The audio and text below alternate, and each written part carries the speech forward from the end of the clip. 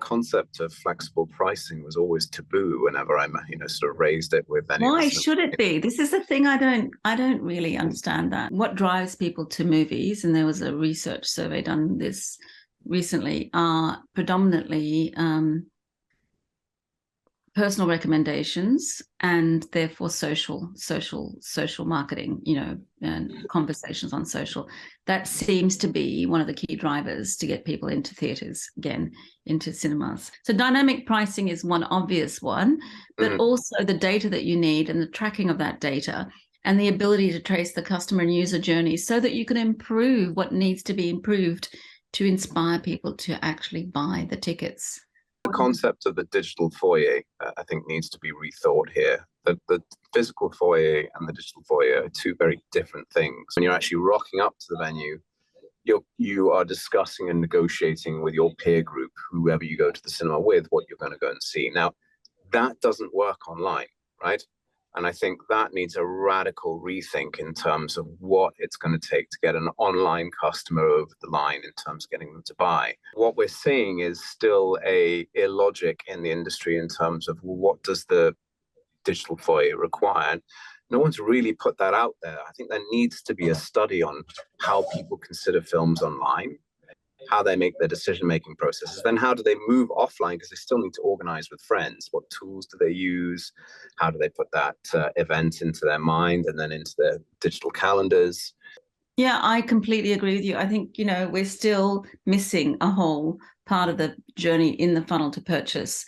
What triggers the inspiration to purchase? What are the elements online? We don't, cinemas don't seem to be able to track that. It has been disappointing to see that conversation hasn't happened in parallel with the conversations about the physical experience of the cinema as well. The level of people buying tickets online is dramatically increasing, because of course we all buy our tickets online.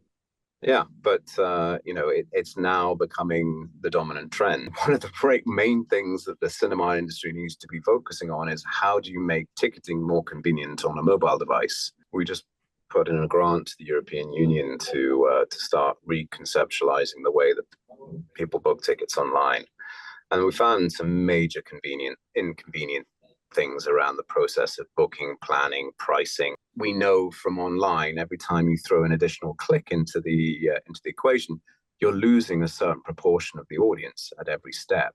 One of the things that was slightly frustrating around the NATO report was, again, it was focusing on the discounted price offerings that they put out for films. That they had 2 or 3 great slides on this change in behavior on online ticketing, but there was no follow-up in terms of where that research should be directing owners of cinemas and how they should be thinking about their digital audiences in the future.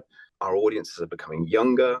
Zoomers are now entering the market as their own individual buyers. They're all getting credit cards now.